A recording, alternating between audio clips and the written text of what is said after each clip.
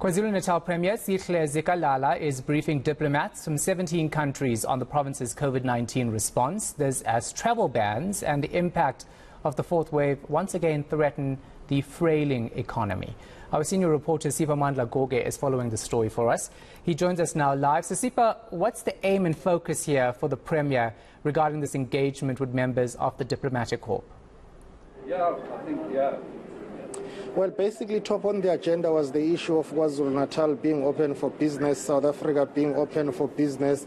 The Premier of KwaZulu-Natal, Sihle Zikalala, who has just concluded that engagement with members of the diplomatic corps, was just stressing the point that despite the July unrest and the COVID-19 pandemic in KwaZulu-Natal, according to him, things are looking rather promising. There are business and investment opportunities that are to be explored. But he was very quick to point out that the province has not utilized the full potential, saying there are more business and investment opportunities that could still be pursued. There are many industries and sectors of the economy that remain untapped, and one of those is the issue of oceans economy. That meeting has just concluded. Now I see diplomats leaving that meeting venue. Now what you see here are representatives from a number of countries, including Belgium, the United States of America, the United Kingdom, Greece, Italy, Lesotho, Madagascar, and others. And the Premier of KwaZulu-Natal was the main speaker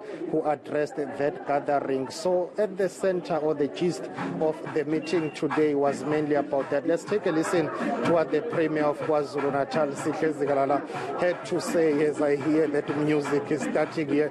Seems as if they will have a party and start dancing now before we get distracted by the music.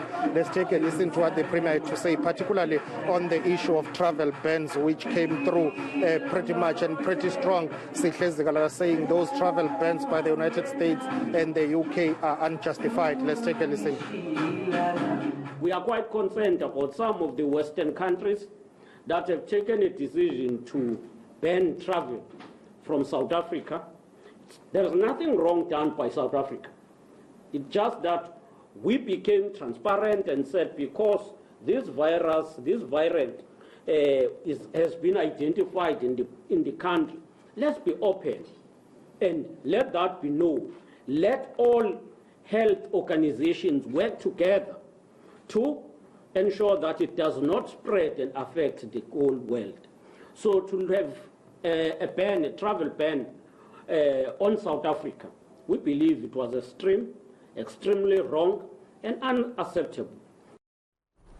Sipa, let's stay on COVID-19 with infections and cases rising in KwaZulu-Natal. What's the Premier saying about possible harsher restrictions?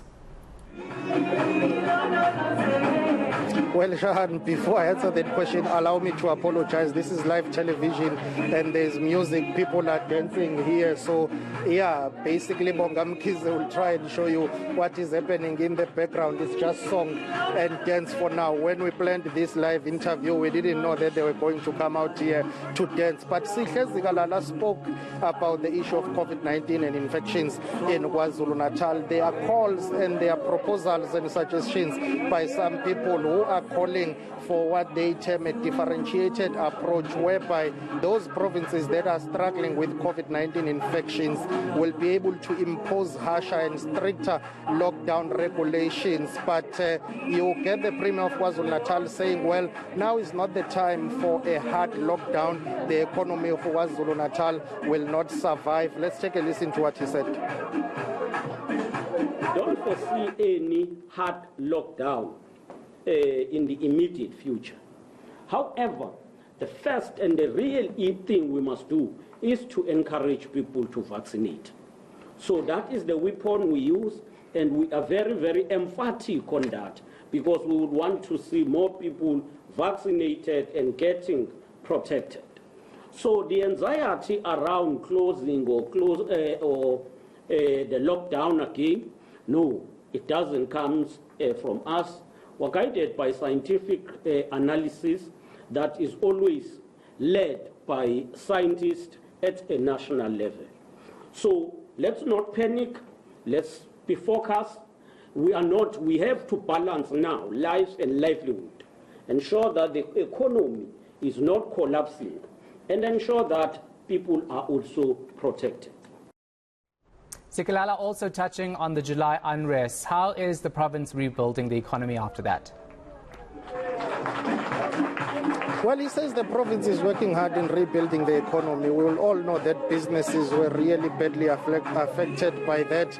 Most businesses are literally rebuilding, and we know that many people lost their jobs there. Many businesses had to shut down. So Zikalala is saying the province is rebuilding the economy after those July unrest. It's something that it did concede, that it did put KwaZulu-Natal in a back foot, saying, well, it affected the economy so badly. Even diplomats who are here were concerned about what happened. They did say to us that, well, those unfortunate unrest in July contributed negatively to the way KwaZulu-Natal is being perceived, but also the way South Africa is being perceived in terms of investor confidence and stability. This is what Zikalala had to say. Was not expected. The manner in which it happened took our country and our province in particular back. So we've characterized it as backward acts that hinder or undermine progress that we've made so far. It resulted in the number of job losses, downfall of the economy. So we are working hard to resuscitate the economy. What we're doing is to support through some relief to ensure that companies that were affected are supported. And the relief comes in through the support of national government. It also comes in through the initiatives of the province, where certain sectors will be supported either through loans or special grants as part of the relief, trying to ensure that they regain momentum and continue to serve the people of KwaZulu-Natal. All right, we're going to leave it right there. Our senior reporter Siphamandla Goge.